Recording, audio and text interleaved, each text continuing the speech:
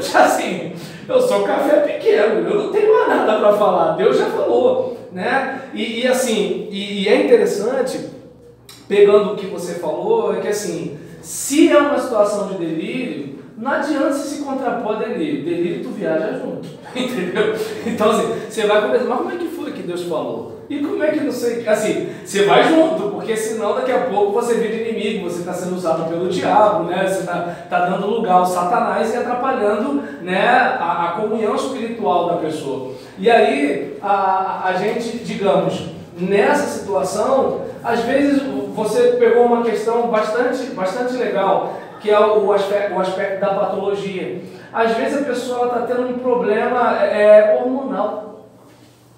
E a gente às vezes está com mágoa da pessoa, mas ela está tendo um problema hormonal. Ou então, vou pegar uma coisa simples. Eu estou mais ou menos se minha conta não está muito errada, eu estou mais ou menos no 3º ano de tratamento de depressão. E o que acontece? Existem coisas que eu já estava sinalizando, mas eu não sabia, né? Até que chegou um momento crítico que, assim, não que eu ficasse sem dormir, eu queria dormir o dia todo, né? E aí, até o momento que me deu aquela vontade assim, Senhor, me leva. Eu nunca pedi para Deus me levar, o que está acontecendo? Aí eu lembrei da passagem de Elias, aí eu lembrei da prostração de Elias, lembrei do sentimento de vitimismo de Elias, lembrei de um monte de coisas que tinha acontecido e que assim, poxa, ele foge da morte e depois que foge da morte pede a morte, tem alguma coisa errada com esse cara, né? Aí eu, lembrando da passagem bíblica, eu falei, estou precisando de ajuda. Só que aí veio uma outra situação. Eu vou compartilhar com a igreja, porque o problema do pescoço para baixo a gente trata com tranquilidade, do pescoço para cima, ele está pronto para ser o nosso pastor? Está dando para entender? Esse camarada é crente mesmo? Será que não está com encosto? Estou falando um monte de coisa para estar acontecendo. Será que ele não tem fé? Será que ele aceita essa doença? Tudo bem que eu estou falando algumas coisas que não são crenças comuns aos batistas de 20 anos atrás. Agora já é comum, né? Existe televisão e internet, né? Se um dia você visitar um irmão e tiver com a toalhinha do Valdomiro, né, assim, não critique ele não, ele é fruto da pós-modernidade. E nesse caso, diante dessa situação, onde eu quero chegar? Eu percebi que existia uma certa oscilação de humor que não era uma questão espiritual, era o meu organismo. E aí nisso eu tomo medicamento, eu faço a terapia e faço atividade física. Eu sou outro quando eu volto da academia, né? E aí, por exemplo, a questão do pensamento. Eu percebo que como pastor eu posso olhar para aquilo que o diabo está fazendo e olhar para aquilo que Deus está fazendo. Só que a tendência da gente é olhar para o que o diabo está fazendo e a gente perde a alegria. Pô, mas o pessoal da nossa igreja, mas não sei o que eles lá, eu trouxe visitante, ninguém cumprimentou, e não sei o que, eu estava com dor de dente, meu cachorro passou mal, meu pastor não foi lá em casa, e aí a gente fica. E aí a gente às vezes não percebe que a gente está tendo um olhar pessimista do negócio, porque a gente está tendo um problema de saúde. Agora, em contrapartida, tem a situação que é o problema espiritual, que a pessoa ela não renova o seu entendimento à luz da palavra. Ela não tem problema hormonal, ela não tem problema dos neurotransmissores, mas ela tem uma mentalidade que não é a mentalidade bíblica. Porque a mentalidade bíblica, conforme está aí na proposta do fruto do Espírito, é de você o quê? Conseguir amar o próximo, independentemente de quem ele seja. O cachorro me mordeu, mas eu não vou morder o cachorro. Entende? Então, não é porque um irmão foi batizado no limão que eu vou ser grosseiro com ele. Não, porque a partir do momento que eu sou grosseiro com ele, já não é mais um problema dele, é um problema meu. Então, assim, eu vou preservar a minha espiritualidade. Não é porque aquele irmão me ofendeu que eu vou dar o troco. Ele está ofendendo porque ele escolheu viver desse jeito. Eu não escolhi viver desse jeito, eu quero ser outra pessoa, né? Então, percebe que assim, isso não tem a ver com doença. Isso tem a ver com a decisão de regar, né, uma semente. Você está semeando para quê? Para o espírito ou para a carne? vai colher o quê? Destruição ou vida eterna. Então é uma situação que, assim, às vezes o indivíduo, ele é salvo, mas não é maduro. Ou ele está perdido, mas está dentro da igreja.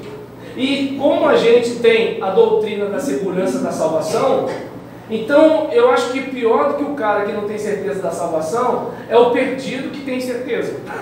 Porque o perdido que tem certeza, quando que esse camarada vai se converter? Quando que ele vai se transformar? Porque ele precisa produzir fruto digno de arrependimento. Ele tem que ter uma atitude de antipatia ao pecado. Ele tem que ter um desejo de agradar a Deus. Aquele negócio de tô salvo, bicão para frente, até o dia da morte, essa não é a atitude de um crente. Toda pessoa que nasceu de novo, ela quer viver para Deus e para a glória de Deus. Ela pode não conseguir, ela pode ter muita dificuldade, porque imagina, quem vem de um histórico de bebida vai ter dificuldade nessa área. Quem vem de um histórico de promiscuidade vai ter dificuldade nessa área. Por quê? Porque nós somos uma mistura, né, de ambiente, indivíduo, hábitos, pensamentos, né, coisas que estão inculcadas dentro de nós. Nós somos uma série de elementos juntos numa coisa que a gente chama de vida. Então não é da noite para o dia, num Shazam da vida ou num sai do pastor, que a coisa vai mudar. Não é assim. Tanto que é que você vai reparar que na caminhada de Jesus com os discípulos do Evangelho, você vai verificar: mulher encurvada, pô, resolveu. Cego, pô, resolveu. Paralítico, pô, resolveu. Temperamento dos discípulos, 3 anos. Ele não deu um sai para orgulho. Ele não deu um sai para mentira.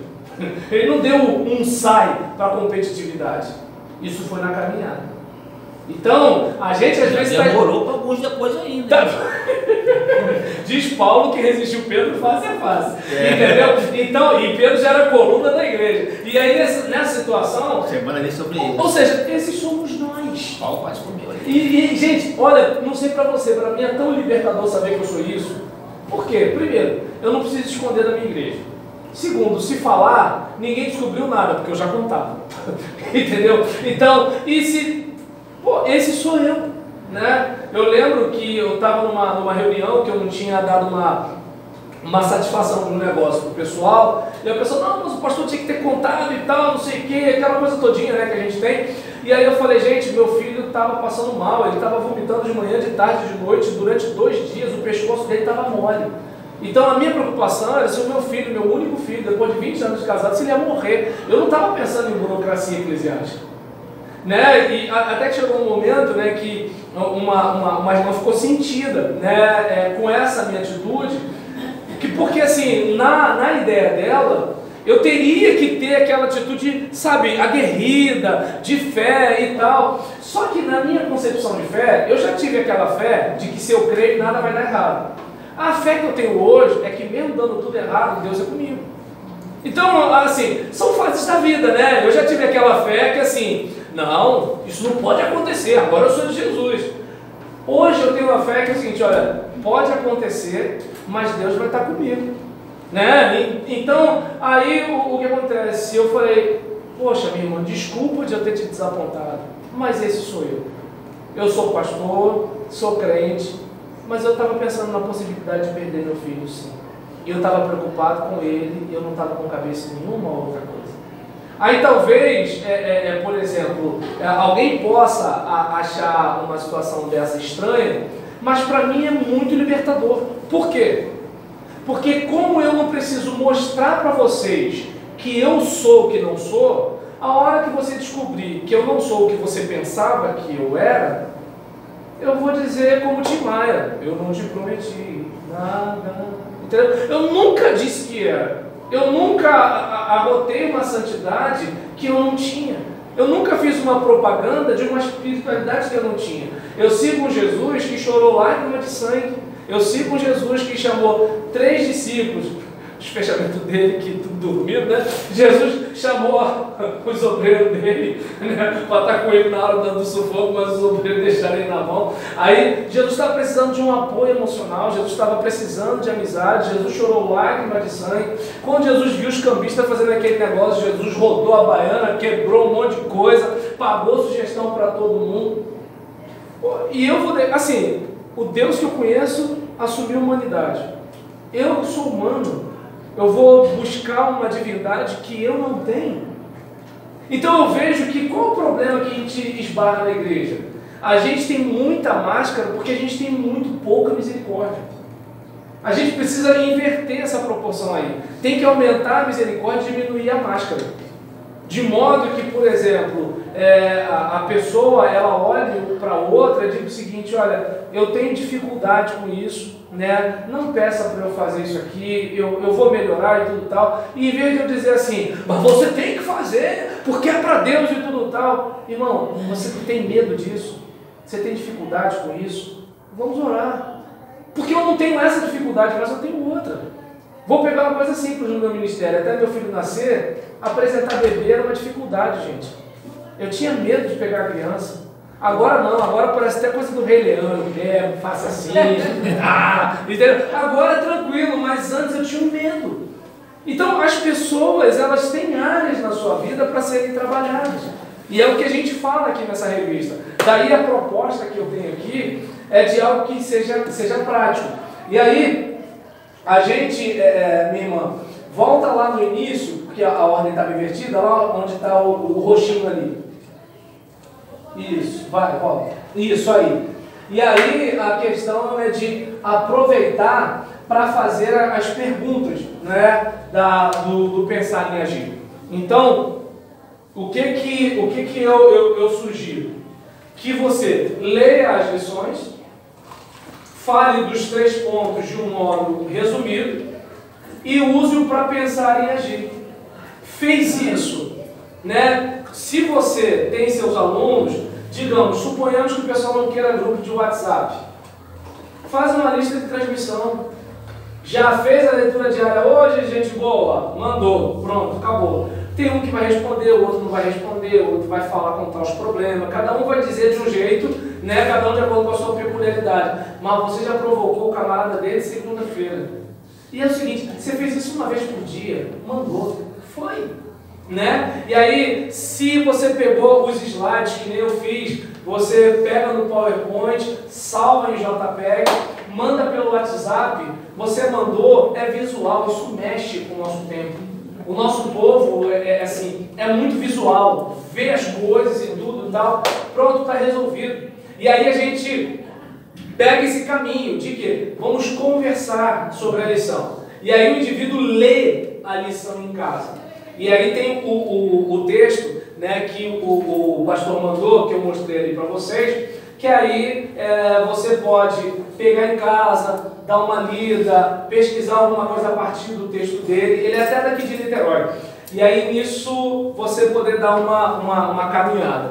Então, minha gente, deixa eu ver aqui, né, a parte pelo menos que me interessava falar era essa.